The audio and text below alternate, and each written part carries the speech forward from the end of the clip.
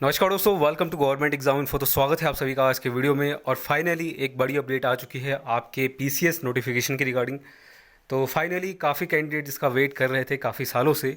तो आपका Uttarakhand lower PCS का जो नोटिफिकेशन है वो ऑफिशियली जारी कर दिया है यूकेपीएससी ने, उत्तराखंड लोक सेवा आयोग ने। तो यहाँ पर अब आप इसके लिए आज से आवेदन कर पाएंगे।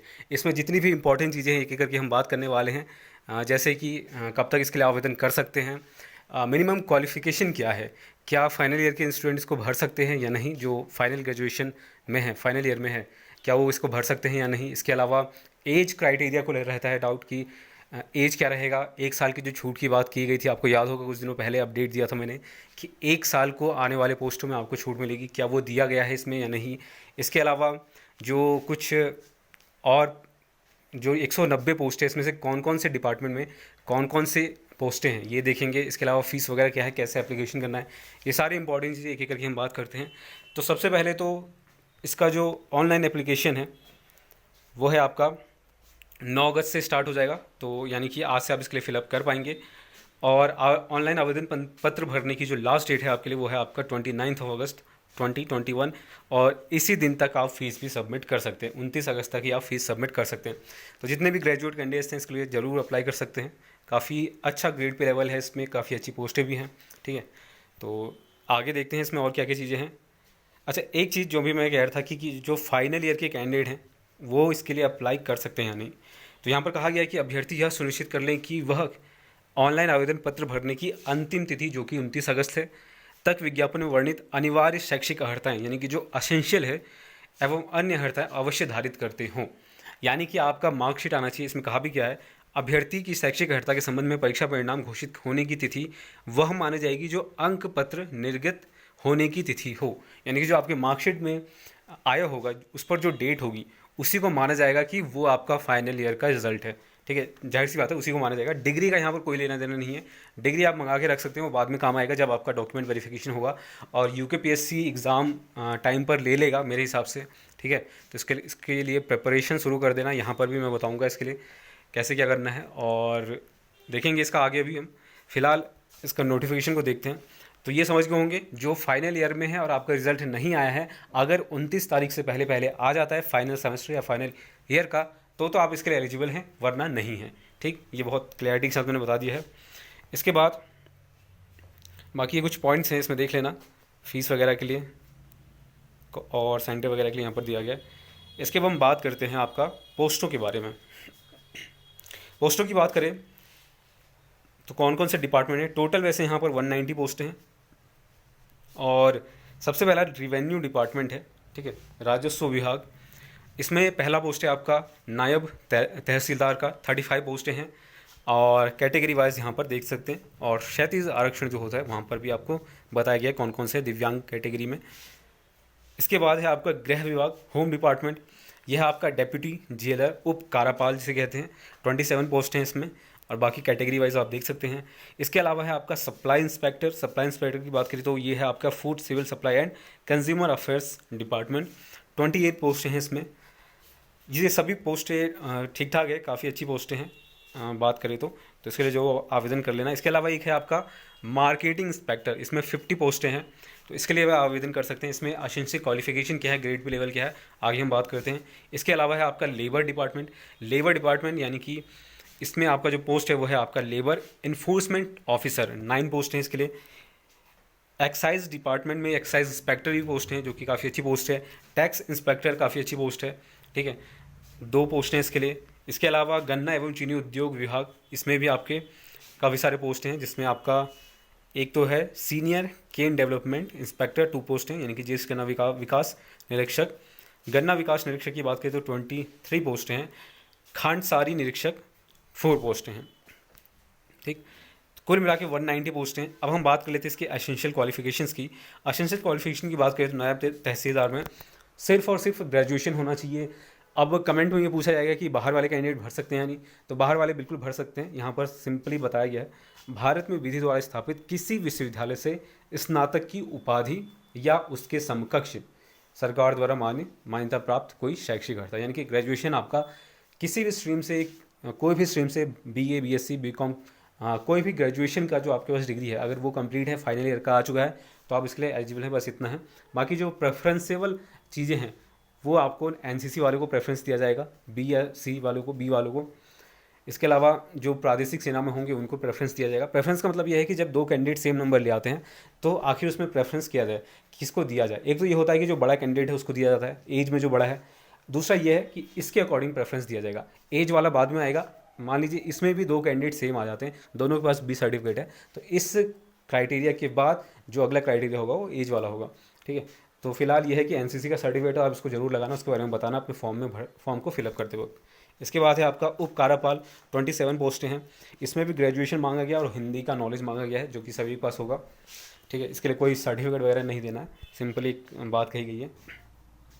इसमें जो है आपका फिजिकल भी मांगा गया, ठीक है। फिजिकल क्राइटेरिया इसमें रखा गया है, और फिजिकल क्राइटेरिया वही है जो आपका नॉर्मली रहता है 165 सेंटीमीटर। जो हेल्थ सर्टिफिकेट जिनके पास नहीं है 165, जिनके पास हेल्थ सर्टिफिकेट है उनको 5 सेंटीमीटर का छूट मिलेगा, ठीक। और SC ST वालों का 157.5 सेंटीमीटर होना चाहिए, ठीक है। इसके अलावा पर्वतीय क्षेत्र को छोड़कर जो चेस्ट की बात की गई है, चेस्ट एक्सपेंशन की, वो आपका 78.8 से 83.5 यानी कि 5 सेंटीमीटर का एक्सपेंशन होना चाहिए, ठीक है। और SC ST वालों की बात करें तो 76.3 से 81.3, 5 सेंटीमीटर का इनका कम रहता है SC ST का, बाकी सभी का नॉर्मल रहता है। इसके बाद अगर बात करें तो महिलाओं की बात करें तो महिलाओं का सिर्फ हाइट की बात की गई है 152 सेंटीमीटर, और बाकी 5 सेंटीमीटर का माइनस हो जाएगा अगर आप हिल वाले हैं, ठीक है, तो ये देख लेना। और SC ST वाला का 147, और न्यूनतम वेट आपका जो होना चाहिए मिनिमम वो 45 होना चाहिए, और जो आई साइट है वो 6/6 का होना चाहिए। तो इसको चेक कर सकते हैं, वैसे खैर नॉर्मल रहता है ये सभी का, ठीक ठाक। इसके बाद है पूर्ति निरीक्षक। पूर्ति निरीक्षक की बात करें तो 28 पोस्टें हैं। अच्छा, मैंने लेवल पे नहीं बताया इनका, एक बार मैं बता देता हूँ जल्दी से। लेवल पे इसका लेवल 6 का है, ठीक है।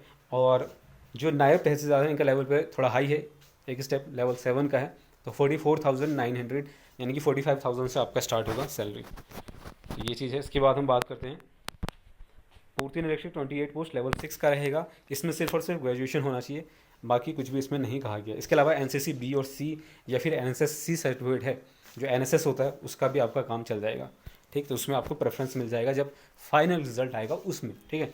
इसके बाद है आपका विपणन निरीक्षक, ठीक है। 50 पोस्ट हैं इसमें, लेवल 6 का इसमें रहने वाला है। इसमें भी सिर्फ और सिर्फ ग्रेजुएशन मांगा गया है, प्रेफरेंस यहाँ पर भी NCC वालों को दिया जाएगा, ठीक। इसके बाद है आपका श्रम प्रवर्तन अधिकारी, 9 पोस्ट हैं। इसमें भी बिल्कुल सेम चीज़ें हैं, ठीक। तो इसमें मैं मेंशन नहीं करता हूँ, ग्रेजुएशन ही मांगा गया है इसमें भी। आबकारी निरीक्षक 10 पोस्ट हैं, लेवल 7 का है, ये अच्छा पोस्ट है, ठीक है। और इसमें भी ग्रेजुएशन मांगा गया सिर्फ और सिर्फ, लेकिन इसमें फिजिकल भी है। फिजिकल क्राइटेरिया में जो सामान्य है 167.60 सेंटीमीटर, थोड़ा ज़्यादा मांगा गया है। और तो कुल मिला के यही है कि 160 से 167 के बीच, 68 के बीच आपका रहने वाला है। 160 अनुसूचित जाति के लिए है, बाकी पर्वतीय क्षेत्र के लिए 5 सेंटीमीटर का जो छूट होता है वो यहाँ पर दिया गया है। इसके बाद बात करें महिला अभ्यर्थियों का भी दिया गया है, 152 सेंटीमीटर ही आपका। और चेस्ट एक्सपेंशन वही है जो नॉर्मली ऊपर दिया गया था।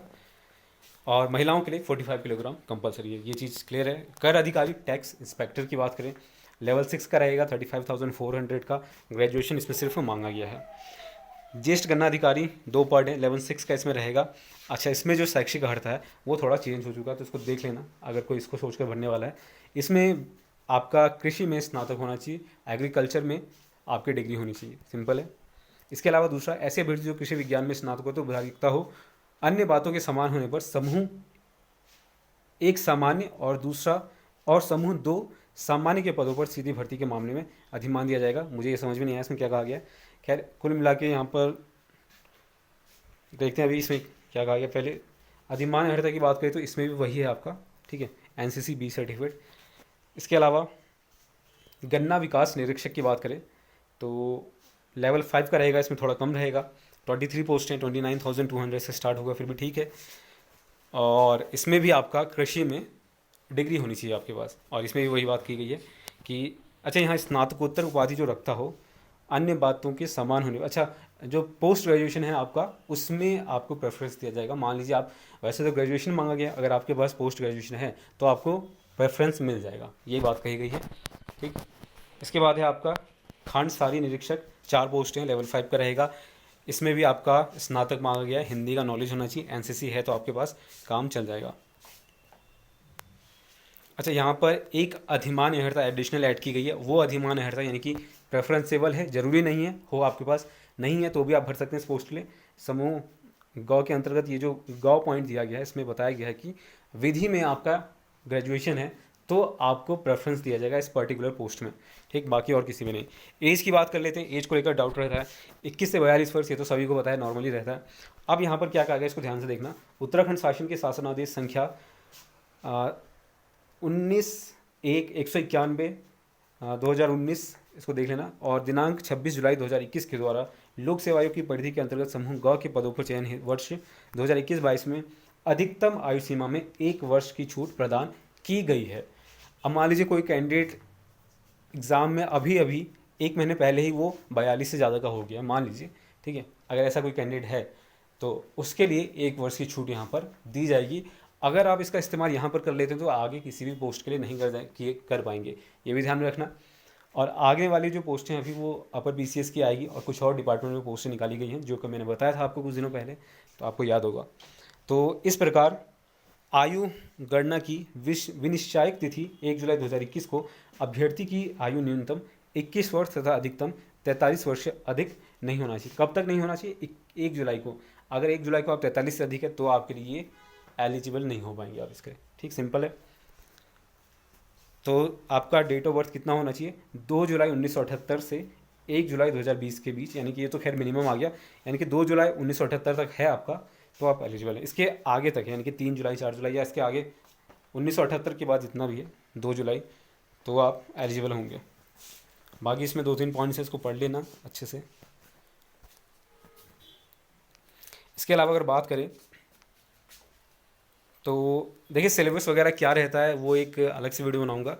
इसमें 2 एग्ज़ाम होंगे आपके, स्क्रीनिंग का और मेंस का। स्क्रीनिंग का जो रहता है वो सबका सेम रहता है 150। मेंस में अगर बात करें तो इसमें काफ़ी सारी डिटेल में देखना पड़ेगा उसको, कैसे क्या है। सिलेबस वगैरह मैं शेयर करूँगा आपके साथ, और ये जो नोटिफिकेशन है ये भी मैं शेयर कर दूँगा अभी टेलीग्राम पर, तो टेलीग्राम से आप ज्वाइन कर सकते हैं, वहाँ पर भी अपडेट्स वगैरह दी जाती है। लिंक आपको डिस्क्रिप्शन में दिया गया है। अब बात कर लेते हैं फ़ीस की। तो फीस आपका अनरिजर्व के लिए 150, वैसे है टैक्स मिला के 176.55। देख लेना एक बार सिंपली, मैक्सिमम आपका 176 है सभी के लिए लगभग। बाकी SC/ST के लिए 86 है 0.55 और 26 है आपका दिव्यांगों के लिए। बाकी उत्तराखंड में संचालित जो अनाथ बच्चे हैं निवासरत, उनके लिए कोई भी फीस यहाँ पर नहीं है, ठीक। तो ये चीज़ है। इसके अलावा अगर बात करें तो ये कुछ सेंटर्स की जानकारी दी गई है, और MCQ टाइप होगा आपका स्क्रीनिंग, ये भी बताया गया है। तो इसमें मैंने लगभग सारी चीज़ें बता दी हैं, फिर भी कोई डाउट है नीचे कमेंट कर देना, अगले किसी वीडियो में क्लियर कर दूंगा, ठीक। तो देख लेते हैं और क्या कहा गया। ये सेंटर्स के बारे में बताया गया कि कहाँ कहाँ पर आपका सेंटर रहेगा, तो लगभग हर डिस्ट्रिक्ट में है, लगभग हर डिस्ट्रिक्ट में ही है, ठीक है। तो देख लेना।